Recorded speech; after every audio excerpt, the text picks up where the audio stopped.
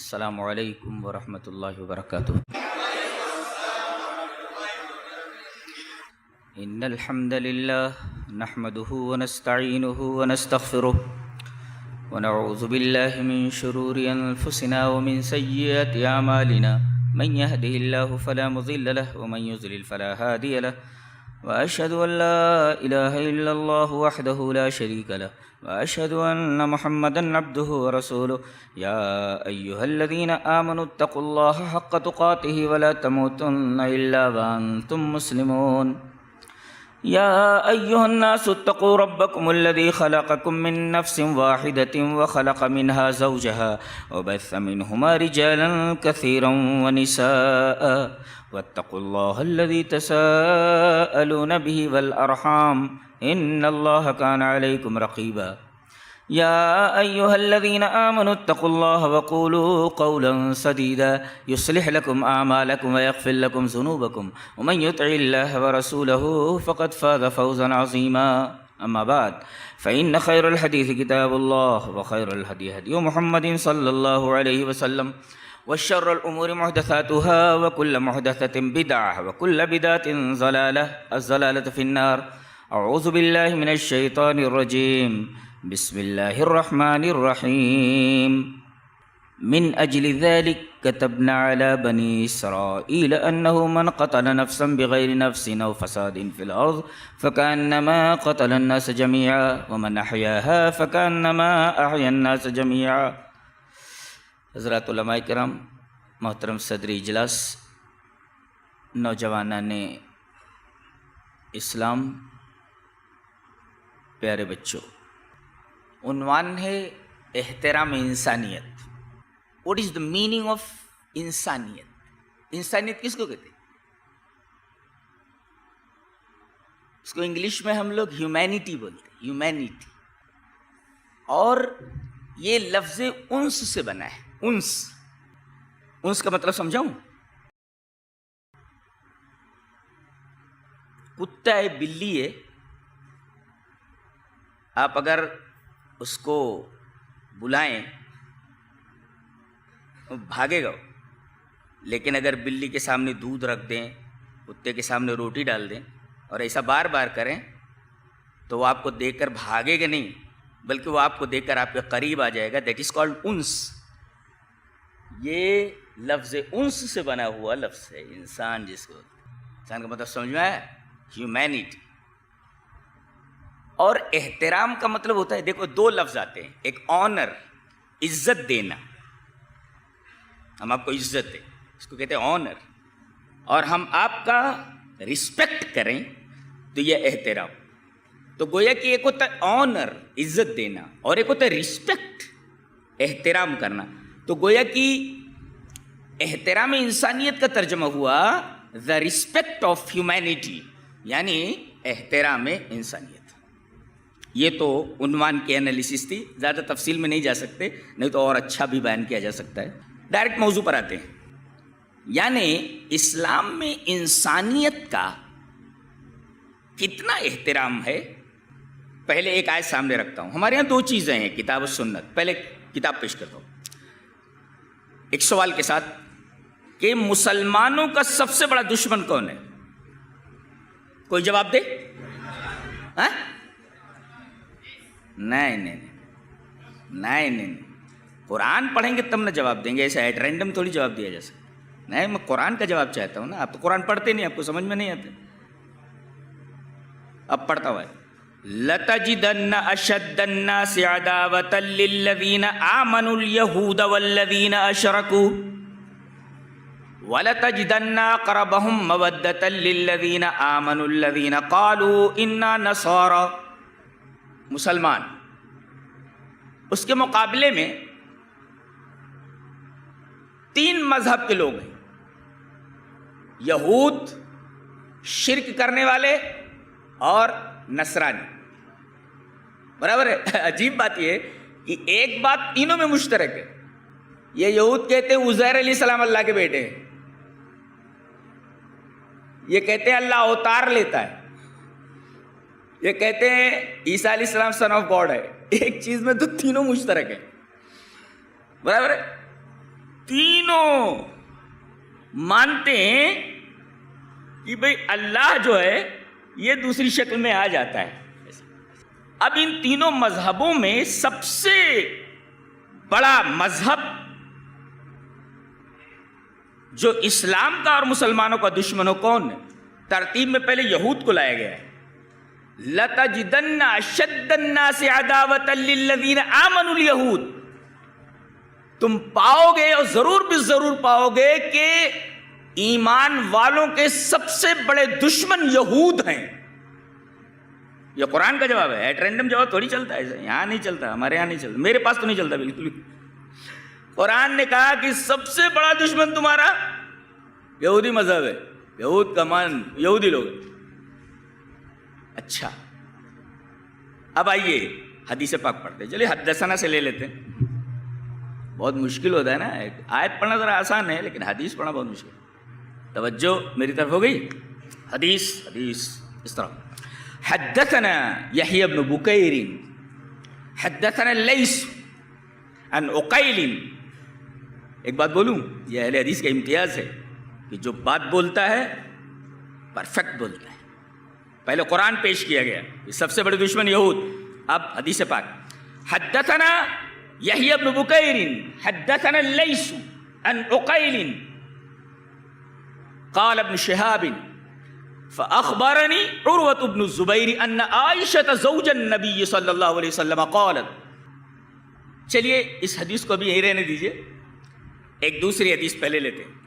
حدثنا آدم حدثنا شعبة حدثنا عمرو بن مرة قال سمعت عبد الرحمن بن أبي ليلى قال كان سهل بن حنيف وقيس بن سعد قاعدين بالقادسية فمروا عليهما بجنازة فقاما فقيل لهما إنها من أهل الأرض أي من أهل الذمة فقال إن النبي صلى الله عليه وسلم مرت به جنازة فقام فقيل له إنها جنازة يهودي فقال أليست نفسا. رواه البخاری فی کتاب الجنائز. ایک صفحے کے اوپر پوری روایت تھی, وہ پڑھ دی گئی حدثنا کے ساتھ. اور یہ روایت کہاں ہے؟ امام بخاری اس کو کتاب الجنائز میں لائیں. کھولیں گے تو یہ عبارت, یہ پوری حدیث حدثنا کے ساتھ ایسے مل جائے گی آپ کو. عبد الرحمن ابن ابی لیلہ کہتے ہیں کہ دو لوگ, سہل ابن حنیف صحابی اور قیس ابن سعد, یہ دونوں مقام قادسیہ میں بیٹھے ہوئے تھے. یہ مقام قادسیہ کہاں ہے؟ یہ جب آپ مکہ یا مدینہ سے کوفہ کی طرف جائیں گے تو بیچ میں یہ ایک ایریا ہے قادسیہ کا, اور جنگ قادسیہ آپ تاریخ میں پڑھیں تو یہ دونوں وہیں مقام قادسیہ میں بیٹھے ہوئے تھے. بیٹھے ہیں دونوں. فمروا علیہما بجنازۃ, ادھر سے ایک جنازہ گزرا, لوگ ایک جنازے کو لے کر کے ادھر سے گزرے تو جنازے کو دیکھ کر کے یہ دونوں کھڑے ہو گئے. کون؟ یہ دونوں ساتھ, سہل بن حنیف اور قیس بن سعد, یہ دونوں مسلمان کھڑے ہو گئے. تو ان سے کہا گیا ارے آپ لوگ کیوں کھڑے ہو گئے؟ فقیل لہما انا من اہل الارض, یہ تو ادھر کا ہے, یہ مسلمان نہیں ہے, کافر ہے, یہ اس کے جنازے کو دیکھ کر آپ کھڑے ہو گئے.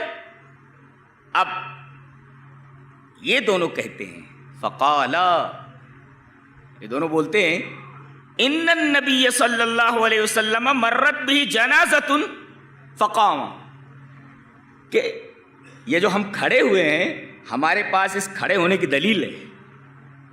تقریر ختم ہو گئی, تقریر ختم ہو گئی. کیا سمجھے آپ؟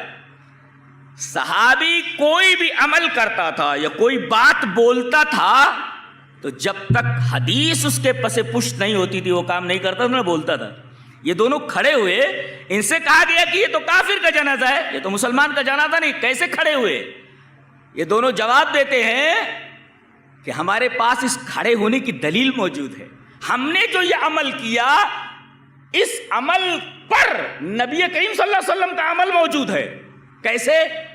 حدیث پیش کرتے ان النبی صلی اللہ علیہ وسلم مرت بھی جنازۃ, کہ نبی کریم صلی اللہ علیہ وسلم بیٹھے ہوئے تھے اور آپ کے پاس سے ایک جنازہ گزرا, فقام, آپ جنازے کو دیکھ کر کے کھڑے ہو گئے اور وہاں لوگوں نے اسی طریقے سے سوال کیا جیسے تم سوال کر رہے ہو. انہوں نے کہا کہ اللہ کے رسول آپ کیوں اس جنازے کو دیکھ کر کے کھڑے ہو گئے؟ انہا جنازۃ یہودین، یہ ایک یہودی کا جنازہ ہے، اور آپ کو قرآن حکیم سے معلوم ہوا کہ اسلام کا سب سے بڑا دشمن یہودی ہوتا ہے۔ بتائیے، اسلام کا سب سے بڑا دشمن مر کر کے جا رہا ہے، اور ہمارا نبی بیٹھا ہوا ہے اور اس جنازے کو دیکھ کر کے کھڑا ہو جا رہا ہے، اور آپ سے کہا جاتا ہے کہ اللہ کے رسول آپ اس یہودی کے جنازے کو دیکھ کر کے کھڑے ہو گئے، اور یہودی اسلام کا سب سے بڑا دشمن ہوتا ہے۔ نبی کریم صلی اللہ علیہ وسلم نے فرمایا ٹھیک ہے، وہ اسلام کا دشمن ہے، سب سے بڑا دشمن ہے، یہودی ہے، الیست نفسن، کیا وہ انسان نہیں ہے؟ سو ثابت ہوا کہ اسلام میں انسانیت کا احترام کتنا ہے کہ اسلام اپنے سب سے بڑے دشمن کے ساتھ یہ رویہ جائز رکھتا ہے۔ تقریر ختم ہو گئی، قرآن حکیم اور اس کے بعد سنت کی دلیل، آیت پڑھی گئی اور اس کے بعد پوری حدیث ریفر کی گئی۔ تقریر ایک مشکل امر ہے، خطابت بہت آسان نہیں ہے، بہت ہی مشکل فن ہے۔ جی، ہم کو اپنی بات نہیں کہنی، ہم کو کتاب و سنت کا ترجمان کہا جاتا ہے، تو ہم کتاب پڑھیں اور حدیث پڑھ دیں، ہمارا کام ختم ہو گیا۔ انسانیت کا احترام آپ نے دیکھ لیا کہ نبی جس کے پیچھے زندگی بھر یہ لوگ پڑے رہے، قتل تک کرنے پر آمادہ ہوئے، عین وقت پر انہوں نے مسلمانوں کو مصیبت میں ڈال دیا تھا جنگ احزاب کے موقع پر۔ کیا کیا تکلیفیں نہیں دی ہیں۔ یہ جب آتے تھے تو کیا بولتے تھے؟ السلام علیکم کے بجائے اپنی زبان کو ٹیڑھا کر دیتے تھے، لیم بیل سے نتیم، قرآن کی بولتے ہیں اپنی زبان ٹیڑھی کر دیتے تھے، السلام علیکم، السلام علیکم، یعنی السلام علیکم کا مطلب سلامتی ہو تمہارے اوپر، تو یہ لام حذف کر دیتے تھے، کہتے تھے السلام علیکم، تیری موت ہو۔ یعنی یہ نبی کے اتنے بڑے دشمن تھے کہ ہمیشہ یہ السلام علیکم کے بجائے السلام علیکم بولتے تھے۔ بتائیے، اسلام کے اور نبی کے اتنے بڑے دشمن کا ایک جنازہ جا رہا ہے، اور نبی کریم صلی اللہ علیہ وسلم سے کہا جاتا ہے کہ یہ اسلام کے سب سے بڑے دشمن، آپ کے سب سے بڑے دشمن کا جنازہ ہے، آپ کیوں کھڑے ہو گئے؟ آپ نے فرمایا کیا یہ انسان نہیں ہے؟ الیست نفسن، کیا یہ انسان نہیں ہے؟ اب بتائیے، اسلام میں اس سے زیادہ احترام انسانیت کی مثال اور کیا ہو سکتی ہے؟ کچھ کہنے کے لیے رہ گیا ہے؟ بات ختم ہو گئی، کتاب سنت۔ چلیے ایک حدیث اور پڑھ لیتے۔ آپ نے جب یہ دیکھا کہ مکہ کی زمین دعوت و تبلیغ کے لیے بنجر ہو گئی ہے، تو آپ طائف گئے، شاید وہاں ماحول مل جائے، کچھ لوگ ایمان لے آئے، اب گئے۔ واپس جب لوٹے تو ابھی مکہ کے باہر ہی تھے، مکہ والوں نے وارننگ دے دی، اندر قدم نہیں رکھنا، باہر نکلے تھے نا، اب باہر ہی رہو، مکہ کے اندر داخل نہیں ہونا۔ آپ کو بڑا دکھ ہوا۔ یہ کون لوگ ہیں؟ یہ یہود کے بعد دوسرا نمبر ہے۔ لَتَجِدَنَّ أَشَدَّ النَّاسِ عَدَاوَةً لِّلَّذِينَ آمَنُوا الْيَهُودُ وَالَّذِينَ أَشْرَكُوا، یہ مشرکین مکہ ہیں۔ یہ دیکھو، یہ دوسرے نمبر پہ۔ لوگ قرآن پر غور کیوں نہیں کرتے بھائی؟ قرآن پر غور کیوں نہیں؟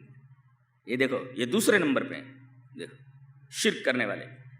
اور ایک بات یاد رکھو، جتنا آدمی کی زندگی میں شرک ہوگا، اہل حدیث سے اتنی زیادہ دشمنی رکھے گا۔ تھوڑا شرک ہے تو تھوڑی دشمنی، یہ شرک جیسے جیسے بڑھتا جائے گا، اہل حدیث سے دشمنی اتنی زیادہ بڑھتی جائے گی۔ یہ بات یاد رکھو جی، یہ قرآن حکیم کا نکتہ ہے۔ والذین اشرکوا، مشرکوں نے کہا نبی سے جو سراپا رحمت ہوتا ہے، اس رحمت کو اپنے درمیان رکھنے کے لیے تیار نہیں۔ شرک اتنا خطرناک ہوتا ہے، کہا کہ اندر نہیں آنا۔ آپ نے ایک سوجھ بوجھ والے آدمی سے مدد مانگی، کافر تھا وہ، مطعم ابن عدی۔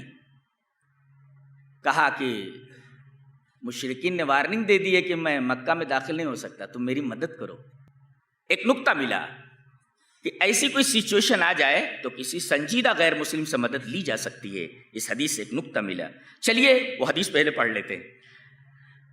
ان محمد ابن جبیر ابن مطعم، پہلے پڑھ دیں حدیث اس طرح۔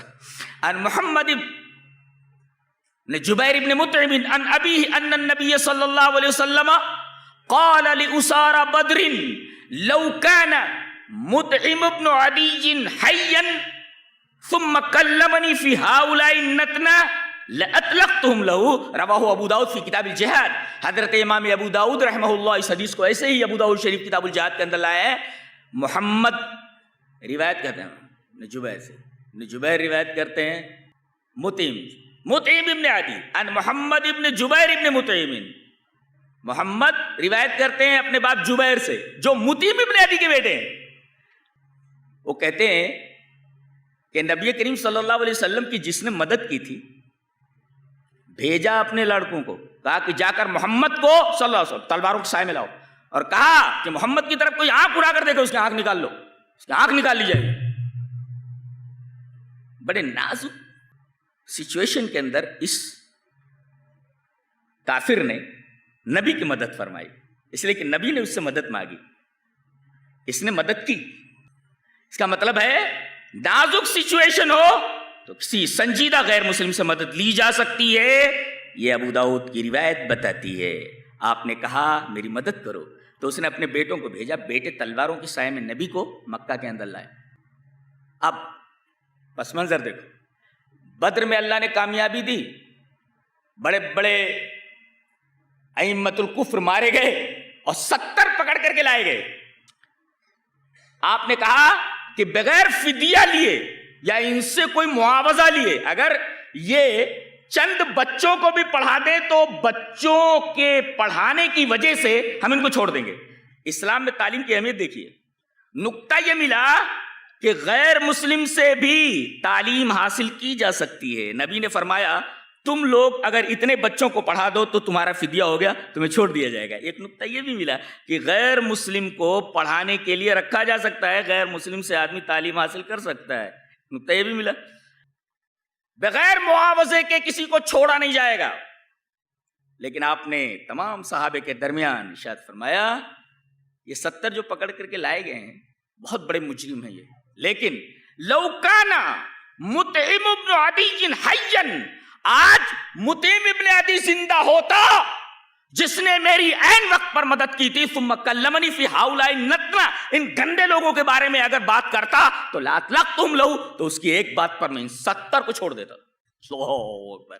اب دیکھ رہے ہیں یہ ہے انسانیت، اس کو کہتے ہیں احترام انسانیت۔ ایک غیر مسلم نے آپ کی مدد تھوڑی سی کر دی تو آپ نے فرمایا اگر وہ زندہ ہوتا اور ان لوگوں کے بارے میں اگر مجھ سے درخواست کرتا تو میں بغیر فدیہ لیے ان سب کو چھوڑ دیتا تھا۔ انسانیت کا احترام سمجھ میں آیا؟ چلیے تیسری حدیث پڑھتے جس سے یہ پتا چلتا ہے کہ اگرچہ آدمی کافر اور مشرک ہے لیکن کچھ لوگ ایسے ہوتے ہیں جن پر اعتماد کیا جا سکتا ہے، اعتماد نہیں اٹوٹ اعتماد کیا جا سکتا ہے۔ جی دلیل یہ حدیث پاک، حدثنا یحیی بن بکیر حدثنا اللیث عن عقیل قال ابن شہاب فاخبرني عروة بن الزبير ان عائشة زوج النبي صلى الله عليه وسلم قالت واستاجر رسول الله صلى الله عليه وسلم وابو بكر رجلا من بني الديل هاديا خريتا وهو على دين كفار قريش فدفع اليه راحلتيهما فوعداه غار ثور بعد 3 ليال براحلتيهما صبح 3، رواہ البخاری فی کتاب الاجارہ۔ حضرت امام بخاری رحمہ اللہ اس پوری حدیث کو حدثنا کے ساتھ اسی طرح بخاری شریف کتاب الاجارہ کے اندر لائے ہیں۔ کتاب الاجارہ کھولیے، حدیث وہاں مل جائے گی۔ کہتے ہیں کہ نبی کریم صلی اللہ علیہ وسلم کو حکم ہو گیا کہ آپ مکہ چھوڑ کر مدینہ چلے جائیں۔ تو آپ نے پہلے پلاننگ کی۔ دیکھو اس میں ایک بہت بڑا پہلو ہے نصیحت کا کہ مسلمان کوئی بھی کام کرے تو اس کا ہر کام مشورے اور پلاننگ کے ساتھ ہونا چاہیے۔ آپ نے پہلے 2 اونٹنیاں خریدوائیں اور 2 اونٹنیاں خریدوانے کے بعد خوب پلایا کھلایا گیا انہیں، اور اس کے بعد ایک آدمی کو لایا گیا جس کا نام تھا عبداللہ ابن اوریقط۔ عجیب آدمی ہے، میں سیرت کا طالب علم ہوں، میں اچھی طرح جانتا ہوں کہ اس پوری اسلامی تاریخ کا ایک حیرت انگیز شخص ہے یہ، اس پورے اسلامی تاریخ کی ایک حیرت انگیز شخصیت ہے عبداللہ ابن اوریقط۔ کافر ہے یہ، برابر. یہ بہترین گائیڈ ہے, یہ ٹیڑھے میڑھے زگ زیگ راستوں سے اچھی طرح واقف ہے. اس کو بلایا گیا. دیکھو اس سے ایک نقطہ اور بھی ملا کہ جو فن کا ماہر ہو صرف اسی کو ہائر کیا جائے, ہائر کسی کو نہیں. یعنی حدیث فہمی کسے کہتے معلوم ہے نا جی؟ پلاننگ, مشورہ, اور اس کے بعد تیاری اور فل تیاری. اس کے بعد ایک غیر مسلم آدمی ہے, اس پر اعتماد اس وجہ سے کیا گیا کہ پرکھ لیا گیا کہ آدمی سنجیدہ ہے, اور دوسرے یہ زگ زیگ راستوں سے اچھی طرح واقف ہے, یہ کہیں الجھا تو نہیں دے گا, منزل تک پہنچائے گا کہ نہیں. تو ایسے لوگوں پر اعتماد کرو جو آپ کو منزل تک پہنچا دے, جو زگ زیگ راستوں سے اچھی طرح واقف ہوں. میں کیا کہنا چاہتا ہوں سمجھ گئے؟ کیب اور NRP کے تناظر میں وہ سب نام بھی لینا نہیں چاہتا جی. وہ بیان کرنے والے بیان کرتے رہتے, وہ تو قرآن میں بیان کر دیا گیا. ایسا CAB بیان کر دیا گیا ہے, NRP بیان کر دیا گیا. کیا چیز ہے جو بیان نہیں کی گئی؟ ساری چیزیں بیان کر دی گئی ہیں جی. نام الگ الگ ہیں, سب وہی سے, حالت وہی ہے سب جی. تو اب اس آدمی کو ہائر کیا گیا چند درہموں کے اوپر, اور اس آدمی کو معلوم ہے کہ ان دونوں کے اوپر کتنا بڑا انعام ہے. بعض لوگ کہتے 100 اونٹوں کا انعام تھا. تاریخ اسلام کی کتنی حیرت انگیز شخصیت ہے. کافر ہے یہ آدمی, غیر مسلم ہے, لیکن اس نے اپنا ایمان نہیں بیچا. نقطہ یہ ملا کہ آپ 10 روپے کے اوپر ایک مسلمان, نام نہاد مسلمان, اپنا ایمان, اپنا ضمیر بیچ دیتا ہے. اس آدمی سے سبق لیا جائے کہ کافر ہے, چند درہموں کے اوپر یہ مکہ سے مدینہ کے ٹیڑھے میڑھے راستوں کی تکلیفیں برداشت کرنے کے لیے تیار ہے, لیکن دھوکہ دے کر کے 100 اونٹ لینے کے لیے تیار نہیں ہے. اس کو کہتے ہیں ضمیر. ضمیر بہت بڑی چیز ہے. بعض لوگ مر جاتے ہیں مگر اپنا ضمیر نہیں بیچتے. ہمارے بھی بہت سارے انڈیا میں بڑے بڑے آفیسران ہیں جو غیر مسلم ہیں اور گزر چکے, وہ بھی انہوں نے سر جھکایا نہیں, سر کٹا دیا مگر جھکے نہیں وہ لوگ. بعض لوگ ہوتے ہیں ایسے. تو اس آدمی کو اچھی طرح معلوم ہے کہ کتنے اونٹوں کا انعام رکھا گیا ہے ان دونوں کے اوپر, کہ پکڑ کر کے لاؤ ابو بکر کو یا ان کو, محمد صلی اللہ علیہ وسلم کو. اتنا انعام ہے اونٹوں کا. چند درہم قبول کر لیے مگر اپنا ضمیر نہیں بیچا اس نے, اور زگ زیگ راستوں سے لے کر کے یہ آدمی مدینہ تک نبی کریم صلی اللہ علیہ وسلم کو چھوڑ کر کے آیا ہے. اس حدیث میں اسی آدمی کا تذکرہ ہے کہ وستاجر رسول اللہ صلی اللہ علیہ وسلم و ابو بکرین, ابو بکر اور رسول اللہ صلی اللہ علیہ وسلم نے دونوں نے مشورے سے اس کو اجرت پر رکھا, ہائر کیا.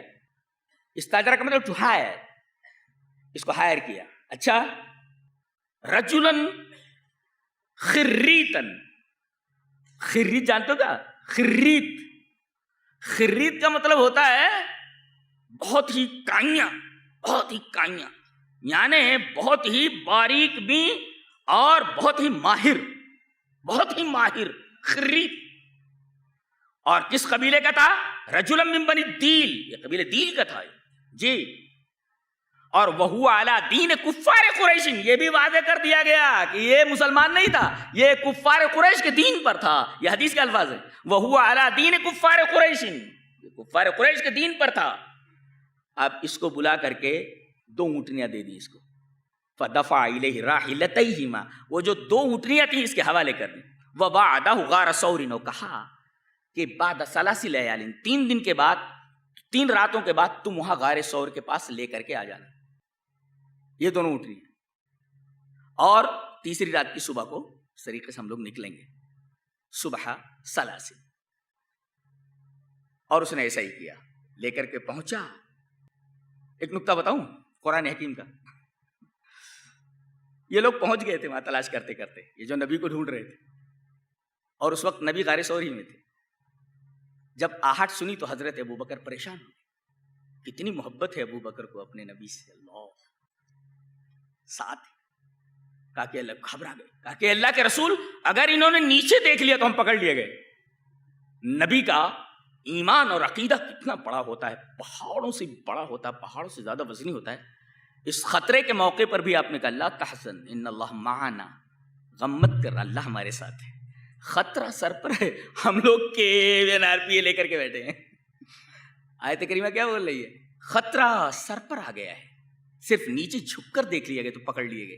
قرآن نہیں پڑھتے ہیں آپ لوگ, میں تو قرآن حکیم کا طالب علم ہوں, میں تو دیکھتا ہوں پورا سب منظر میرے سامنے نظر آتا ہے. سب قرآن ایک آئینہ ہے, اس آئینے کے اوپر چلتی ہوئی قیامت تک کی پوری تصویریں دکھ رہی ہیں. تم کہاں ہو؟ کہاں ہو تم؟ نبی کیا بول رہے؟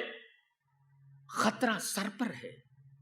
ان اللہ معنا کہہ رہے غم مت کرو. ان اللہ معنا، اللہ ہمارے ساتھ ہے. یہ نہیں کہا ان اللہ معی میرے ساتھ ہے، ہمارے ساتھ ہے. ماں کا مطلب سمجھتے ہیں؟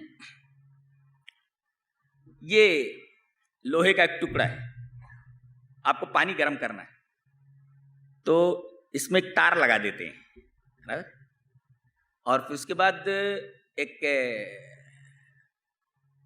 آلہ ہوتا ہے، اس کو وہاں ساکٹ میں اس کو لے جا کر کے لگا دیتے ہیں. بٹن ابھی دبایا نہیں، جب تک بٹن دبا نہیں ہے تب تک ایک بچہ بھی اس کو لے کر کھیل سکتا ہے، برابر ہے.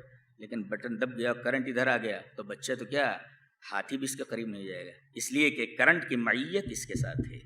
ہمارا یقین ہے کہ اللہ اگر ہمارے ساتھ ہو تو دنیا ہمارے کیا بگاڑ سکتی ہے. یہی یقین ہمارے پاس نہیں. ان اللہ معنا، جو یقین ہمارے نبی کو تو ابو بکر کو تھا، ان اللہ معنا. اچھا جانتے ہیں یقین کی کمی کیسی ہوتی ہے؟ نبی کی امت کے درمیان اور موسیٰ کی امت کے درمیان فرق سمجھ میں آیا؟ نبی نے کیا کہا؟ لا تحزن ان اللہ معنا.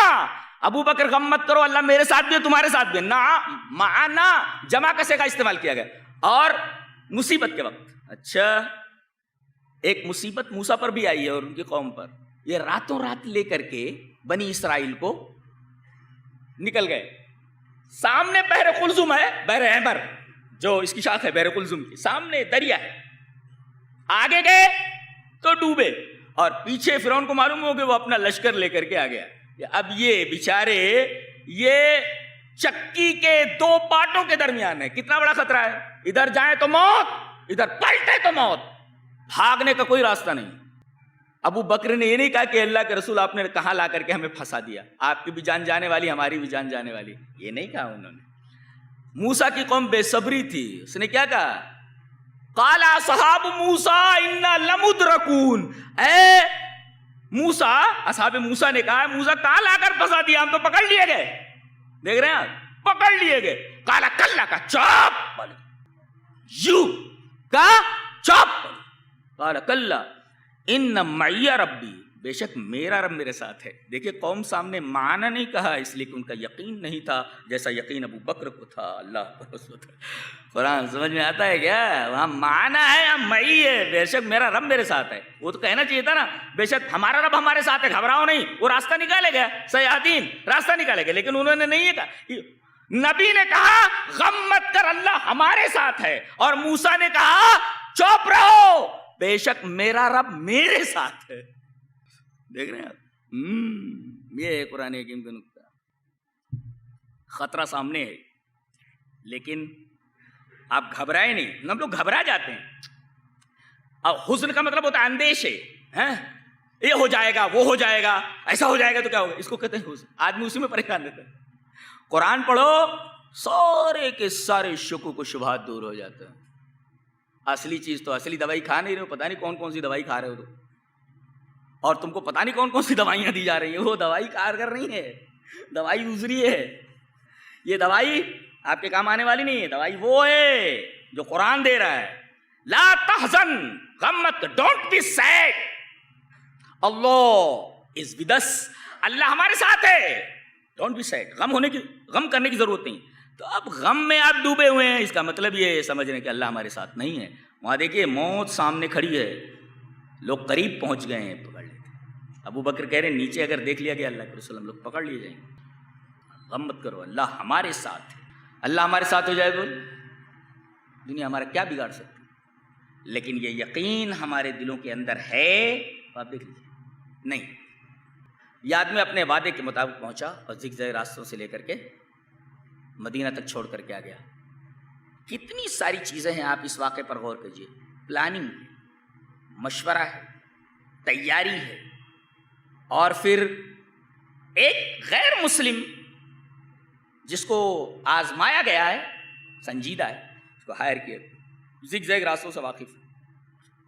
بہت ساری چیزیں ہیں ہجرت کے واقعے. اس حدیث کی روشنی میں آپ بہت کچھ سمجھ سکتے ہیں. اچھا چلیے ایک اور حدیث دیکھتے ہیں، احترام انسانیت اور یہ جو کچھ چل رہا ہے اس کے تناظر میں. حدیث اس طرح بہت ہی پیاری حدیث ہے. اس میں یہ بتایا گیا ہے، یہ حدیث پڑھتا ہوں. چلیے پہلے حدیث پڑھ لیتے ہیں. ان محمد وعبد الرحمن ابن ابی بکر قال ان محمد وعبد الرحمن ابن ابی بکر قال ان النبی صلی اللہ علیہ وسلم قال لقد شهدت في دار ابن جدعان حلفا لو دعيت إليه في الإسلام لأجبت تحالفوا أن ترد الفضول على أهلها وألا يعز ظالم مظلوما. یہ الدلائل فی غریب الحدیث جس کے مصنف ہیں قاسم ابن ثابت ابن حزم العوفی، ان کی ایک بک ہے، اس کے اندر یہ روایت پوری سند صحیح کے ساتھ موجود ہے کہ نبی کریم صلی اللہ علیہ وسلم نے فرمایا کہ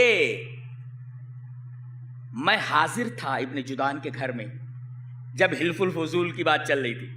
بیک گراؤنڈ کیا ہے؟ مکہ میں بڑا ظلم کیا جاتا تھا لوگوں کے اوپر.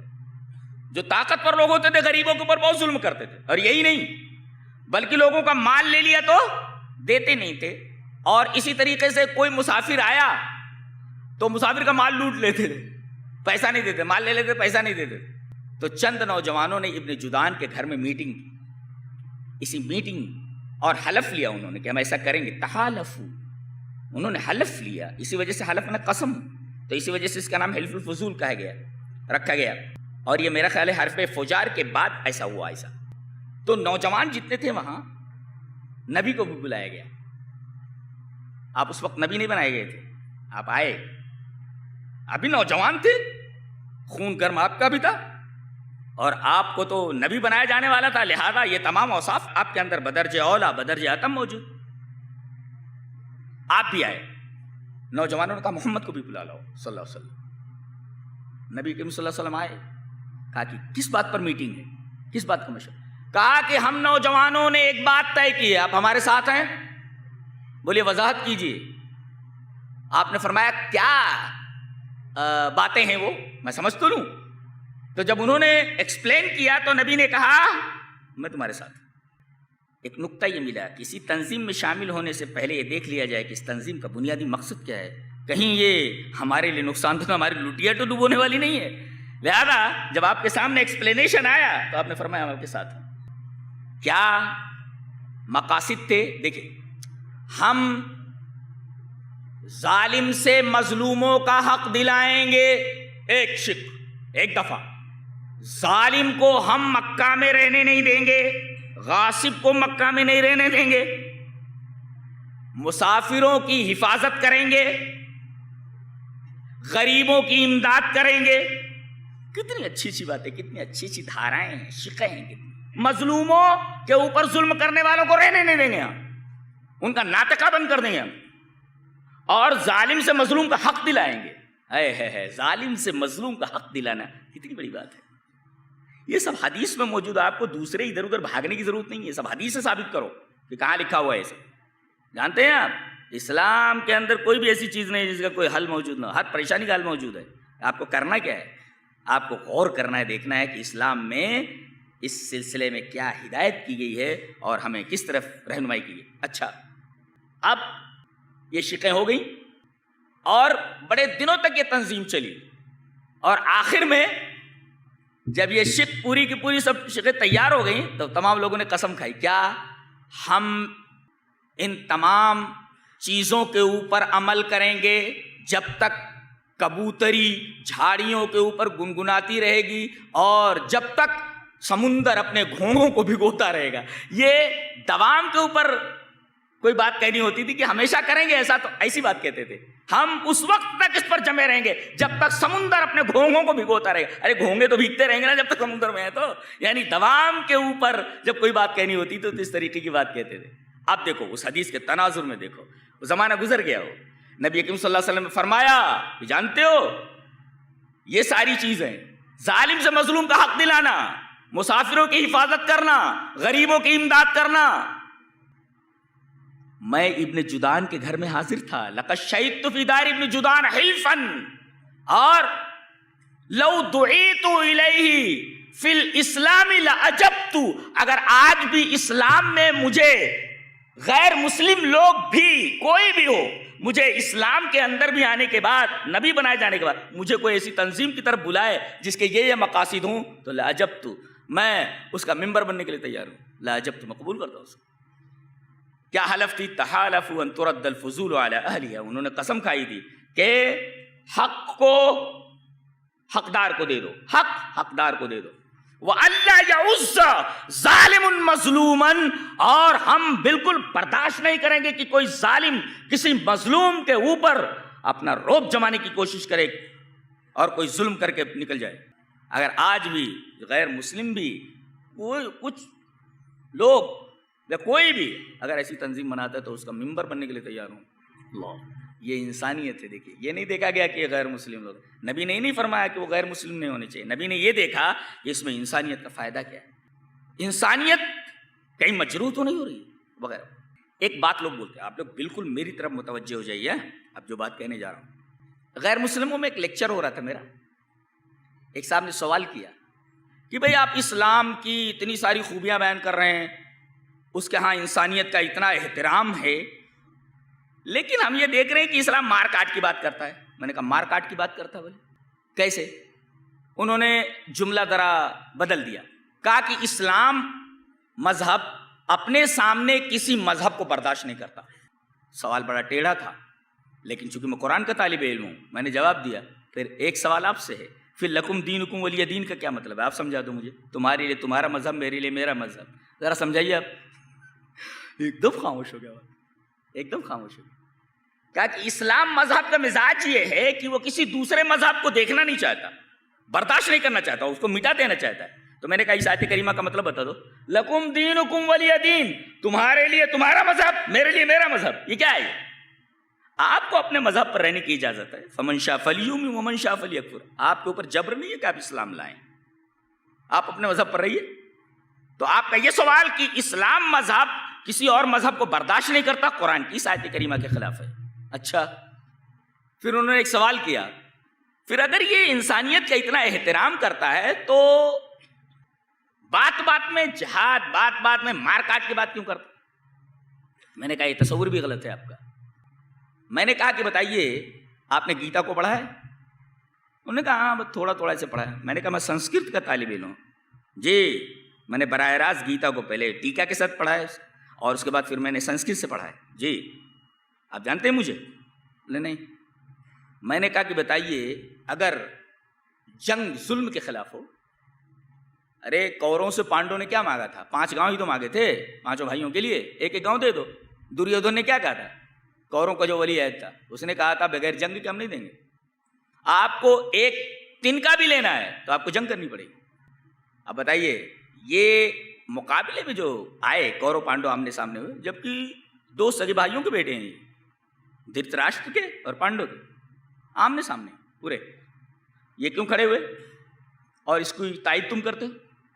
اور عجیب بات تو یہ ہے کہ جب آمنے سامنے ہوئے تو اس میں سب سے بڑا بہادر جو تیر انداز ہے ارجن، وہ لڑنے کے لیے تیار نہیں تھا۔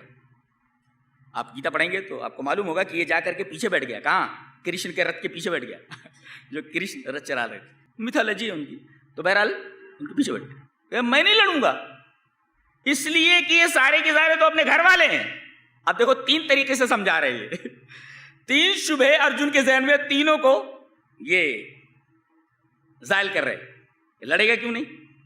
پہلے اس کو ڈانٹ رہے ہیں، ترہیب، ڈرا رہے، ڈرا دے۔ اتھ چیتممم دھرمم سنگرامم نہ کرشیسی تتسو دھرمم کیرتم چ ہتوا پاپم اواپسیسی۔ جی، اسٹائل ہے سنسکرت شلوک پڑھنے کی۔ جی، ات کے معنی لیکن، چت کے معنی اگر تو، کون کہہ رہے کرشن کو؟ ارجن کو، جو لڑنے کے لیے تیار نہیں۔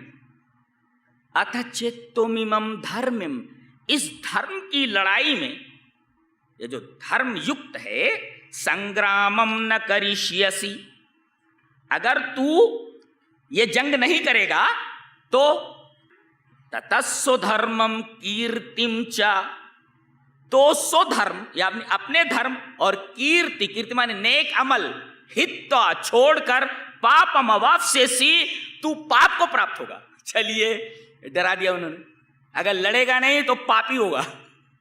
یہ دیکھیے اس کو کہتے ترغیب، ڈرا دینا. ارے پاپی بن جائے گا اگر لڑے گا نہیں تو، پاپم واپسی. اور اس کے بعد اب ترغیب دے رہے، ترغیب دو. ہتو وا پراپسیسی سورگم جتوا وا بھوکشسے مہیم تسمادتشٹھ کونتیہ یدھایہ کتنشچیہ. بہت مشکل زبان ہے یہ، پھر سے پڑھتا ہوں. ہتو وا پراپسیسی سورگم جتوا وا بھوکشسے مہیم تسمادتشٹھ کونتیہ یدھایہ کتنشچیہ. یہ ترغیب ہے کیا کہ اگر مر گیا تو، نقطہ دیکھو، ہت کے مقابلے میں جتوا لایا گیا ہے. جتوا میں کتو پرتے کر کے کر جتوا جیت کر، ہتوا چھوڑ کر وغیرہ وغیرہ کتو پرتے. تو مر گیا تو جنت. ہتو وا پراپسیسی سورگم، لڑے گا تو دو چیزیں، مر گیا ہتا ہو گیا، مر گیا تو جنت سورگم. جتوا وا اگر جیا زندگی رہی تو بھوکش سے مہیم تو غازی. تو زمین کی چیزوں کو بھوج کرے گا، تو استعمال کرے گا. تو دلیل دیتے ہوئے کہا تسمات مانے تو اس لیے، دیر فور. تو تسمات دتشٹھ کونتے، اے کنتی کے پتر ارجن، یدھایہ کتنشچیہ، تو یدھ کے لیے تو پورا عزم کر کے میدان میں آ جا. اب دیکھیں یہاں جنت کا حوالہ دے رہے، یہ ہے ترغیب. اچھا ایک شبہ پھر پیدا ہوا ارجن کے ذہن میں، اس شبہ کا ازالہ کرے کرشن. مر گیا تو یہ جان نکل جائے گی نا بدن سے، تو اب کرشن اس کا ازالہ کر رہے ہیں. کیا کہہ رہے ہیں دیکھو، یینم ویتی ہنتارم یشچینم منیتے ہتم ابھو تو ن وجانیتہ نایم ہنتی نہ ہنیتے.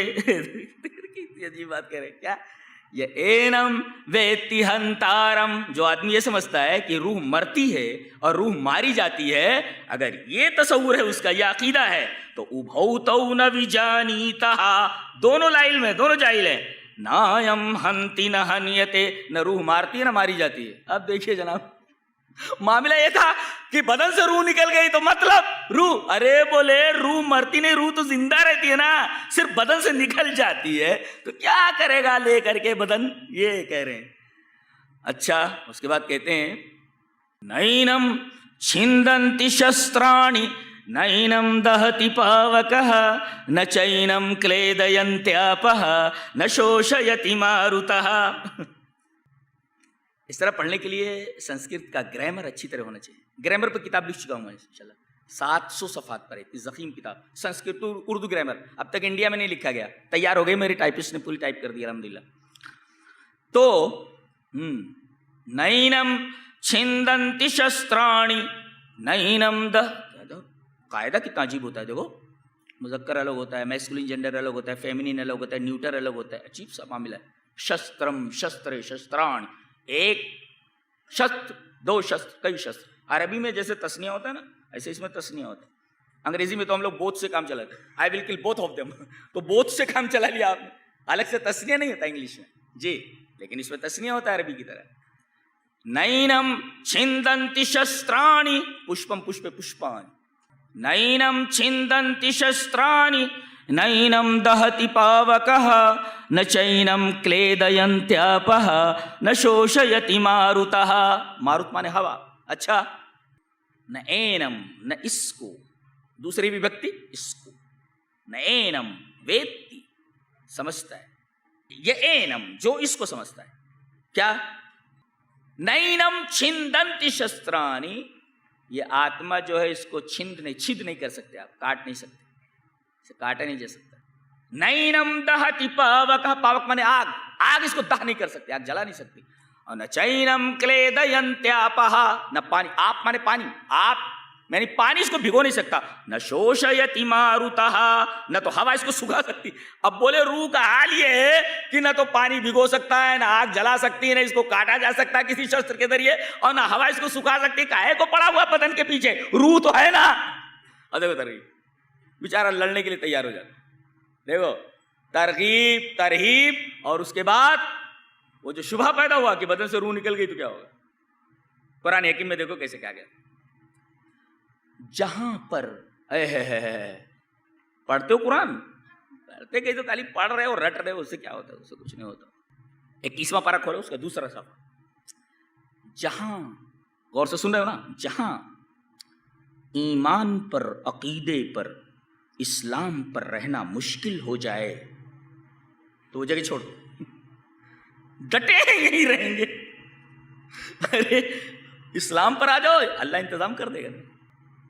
اگر کسی جگہ پر رہنا محال ہو جائے کہ اسلام پر نہیں رہ سکتے، تم اپنے عقیدے پر نہیں رہ سکتے، تو وہ جگہ چھوڑ دو۔ سوال پیدا ہوا، مر گئے تو کیا؟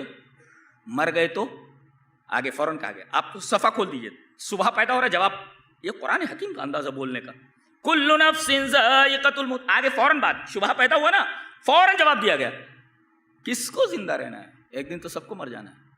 اچھا، پھر اس کے بعد سوال پیدا ہوا، ارے بھائی جمع جمایا دھندا ہے، جمع جمایا دھندا ہے، چھوڑ کر کے چلے گئے تو یہ تو یقین ہے نا، یہ تو یقین ہے، اور آگے پتہ نہیں دھندا جمے گا کہ نہیں جمے گا، ہیں؟